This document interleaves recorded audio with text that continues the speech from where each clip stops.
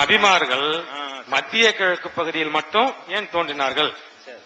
இஸ்லாமிய நம்பிக்கை என்னன்னு கேட்டா, மனிதர்களை நல்வழிப்படுத்துவதற்காக கடவுள் என்ன செய்வார்னா, மனிதர்களில் இருந்து ஒருத்தரை நியமித்து நீ என்னுடைய செய்தியை மக்களுக்கு சொல்லு அப்படின்னு சொல்லுவார்.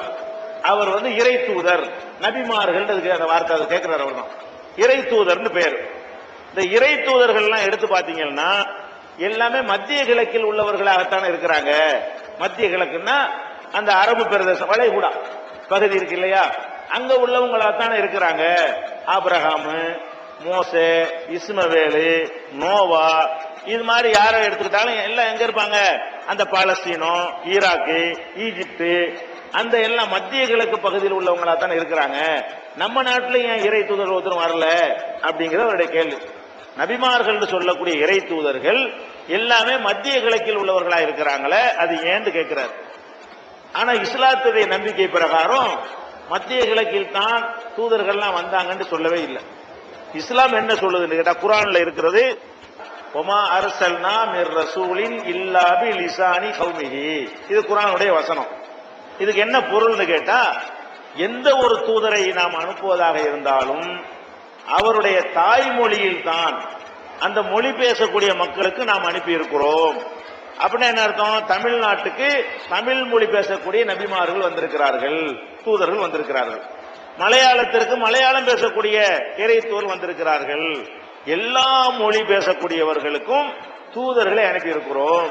முகமது நபி மட்டும்தான் உலக தூதர் அனுப்பப்பட்டதுனால அதுக்கு பிறகு யாருமே வரலையே தவிர, முகமது நபிக்கு முன்னாடி எல்லா பகுதிக்கும் தூதர்கள் வந்தது போலவே நம்ம இந்தியாவிலேயே எத்தனை மொழிகள் இருக்கிறதோ அத்தனை மொழிகளிலும் தூதர் வந்திருக்கிறாங்க. ஒரு சமுதாயத்திற்கு தூதர் அனுப்பாம நாம் இருந்ததே இல்லை என்றெல்லாம் குர்ஆன் சொல்கிறது. அதன் அடிப்படையில் ஆனா என்னன்னு கேட்டா, கிறிஸ்துவ சமுதாயத்தில் உள்ளவங்க, அந்த மத்திய கிழக்கில் வசிக்கக்கூடியவங்க, அந்த இறை தூதர்களுடைய வரலாற்றில் ஒரு பகுதியை பாதுகாத்து வச்சிருக்கிறாங்க. நம்ம பகுதியில் உள்ளவர்கள் அந்த இறை தூதர்கள் வரலாறு பாதுகாத்து வைக்கல. அதனால உங்களுக்கு தெரியல. அவங்க மோசே, ஆபிரகாம், யோபு, அந்த மாதிரி அந்த மக்கள் அந்த இறை தூதர்களுடைய வரலாறுகளை எழுதி தலைமுறை தலைமுறையா அதை பாதுகாத்து கொண்டு வந்ததுனால அங்க உள்ள தூதர்களுடைய பெயர் நமக்கு தெரிகிறது. நம்ம நாட்டில் உள்ளவங்க எல்லாம் என்ன செய்யல, நபிமார்களுடைய பெயர்களை எழுதி வைக்கவும் இல்லை, வரலாறு எழுதவும் இல்லை. அவங்களை எல்லாம் கடவுள் மாதிரி ஆக்கியிருக்கலாம். கடவுள் மாதிரி ஏதோ ஒரு காரணம் நடந்திருக்கலாம்.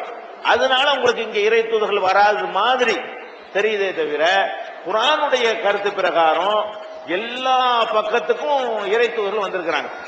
நபிகள் நாயகத்துக்கு முன்னாடி வரைக்கும். நபிகள் நாயகம் உலக தூதரா வந்ததுனால அவங்களுக்கு பிறகு யாரும் என்ன செய்யல, உலக அந்த செய்தி இன்னைக்கு கிடைச்சு போச்சுல. அரபு மொழியில வந்தாலும் உலகம் பூரா அந்த நியூஸ் சென்றடைஞ்சிருச்சு. ஒரு தூதர் வர வேண்டிய அவசியம் இல்லை. அதனால முகமது நபி கடைசி நபிங்கிறமே தவிர எல்லா மொழிக்கும் தூதர் வந்திருக்கிறாங்க குர்ஆனுடைய கருத்து.